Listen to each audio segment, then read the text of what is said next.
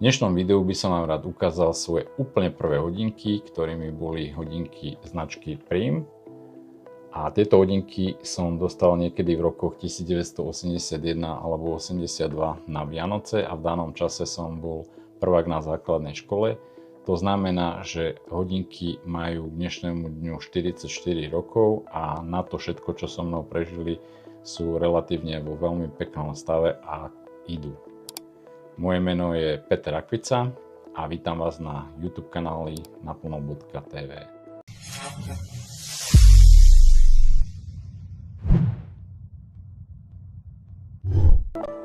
Výrobcom daných hodiniek bola spoločnosť Elton národný podnik Nové Miesto nad Metují, bývalé Československo, a v danom čase išlo o konkrétne elegantné hodinky z kolekcie Elegant 68.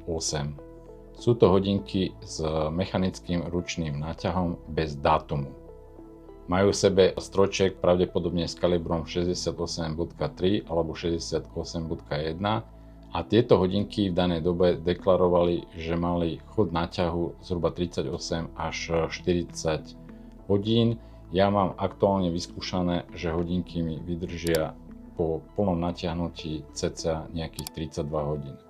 Neviem z akého dôvodu, pravdepodobne to časom asi degraduje, ale tak z tých 32 hodín je relatívne na vek daných hodiniek podľa mňa veľmi slušná rezerva. Nakoľko nie som v tejto oblasti úplne zbehnutý, som hodinkový nadšenec v podstate veľmi krátko, ale rok, kedy sa tieto hodinky alebo ten tam konkrétny model vyrábal, tak je niekedy v období 1975 až 1982 a v danom čase ten kaliber 68, ktorý sa montoval, tak ten bol vyvinutý niekedy v polovici 60.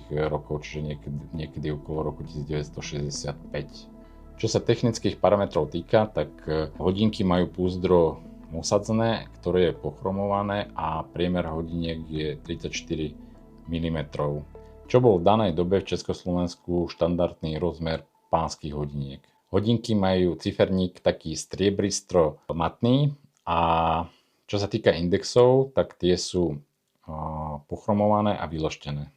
Čo sa sklička týka, tak je akrylátové, čiže plastové, a dienko je nerezové a je v podstate narážacie alebo zatlačacie. Dané hodinky mali pôvodne taký hnedý alebo čierny kožený remienok s tým, že mali tú kožu aj ako podklad pod samotnými hodinkami. Ja si to už presne teda tú farbu konkrétne nepamätám, akorát v danom čase, keď som bol teda dieťa, sa mi to zdalo byť také starecké, detkovské, a ten originál, teda remienok, sa mi nezachoval. Dané hodinky som nosil v podstate celú svoju základnú školu a s tým, že niekedy v 3. triede na základne som dostal ešte digitálky Casio, pravdepodobne model V100 alebo model F-91 2TV. A neviem to presne s určitosťou, nakoľko tieto druhé svoje hodinky sa mi nedochovali.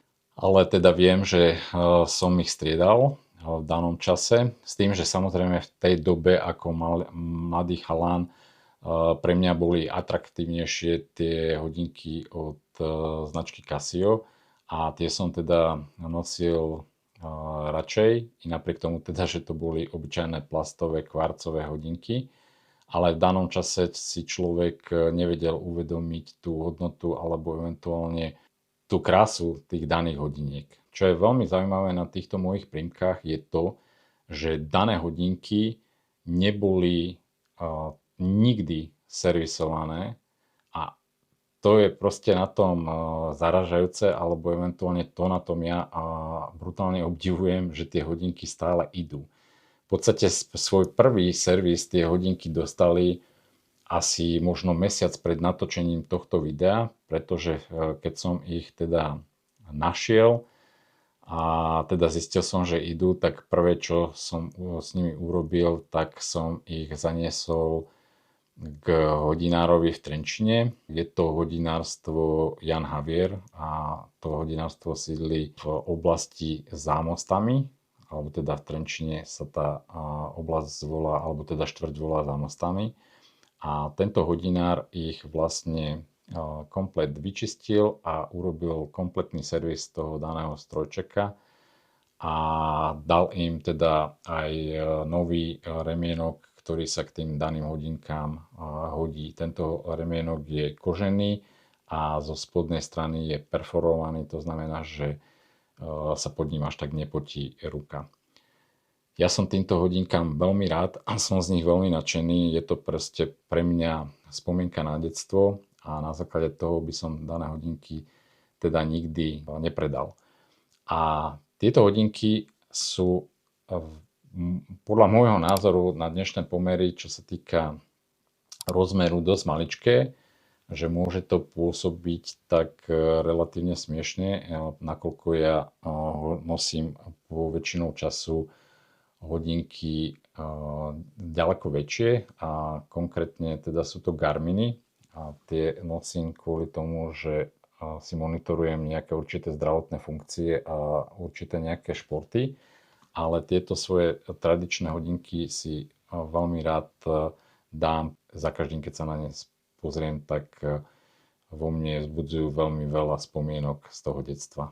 Takto nejako vyzerajú hodinky, keď si ich porovnáte s tými Garmin Fenix 8, konkrétne Garmin Fenix 8 Solar. A je to veľmi zvláštne, keď si ich dáte takto vlastne vedľa seba. Ale pokiaľ tie Garminy dá človek dole z ruky a dá si potom na ruku tie dané prímky, tak a pozrie sa na to, tak dá sa na to veľmi rýchlo zvyknúť a je to zase úplne iný pocit. Ako som pred chvíľou vo videu spomenul, tak mojimi druhými hodinkami boli hodinky značky Casio, pravdepodobne model V100 alebo model F-91 2TV. A keďže sa mi tieto hodinky nedochovali, tak ja som si kúpil pred nejakým časom iné hodinky od spoločnosti Casio, ktorými majú práve tieto modely alebo tento model, ktorý som mal pripomínať a tie vám ukážem veľmi rád v nejakom ďalšom videu. Ja dúfam, že sa vám toto video páčilo, ak áno, tak mu dajte palec hore, prípadne ho zdieľajte. Je to vôbec moje prvé hodinkové video na tomto YouTube kanáli, teda keď nepočítam jednu recenziu, ktorú som robil na Garmin Venu 2 a tu link na ňu vám dám sem tuto hore. Ale mám hodiniek viacero a pokiaľ toto video bude mať úspech, tak veľmi rád ukážem aj svoje ďalšie hodinky v nejakých ďalších videách. Ďakujem za zhliadnutie, pokiaľ ste tu noví a nemáte ešte odber, tak môžete ho dať vpravo dole pod videom a pokiaľ zakliknete aj zvonček, tak budete dostávať upozornenia na každé nové pridané video na tomto YouTube kanáli. To je z mojej strany už na toto video všetko a vidíme sa pri ďalšom videu. Majte sa pekne.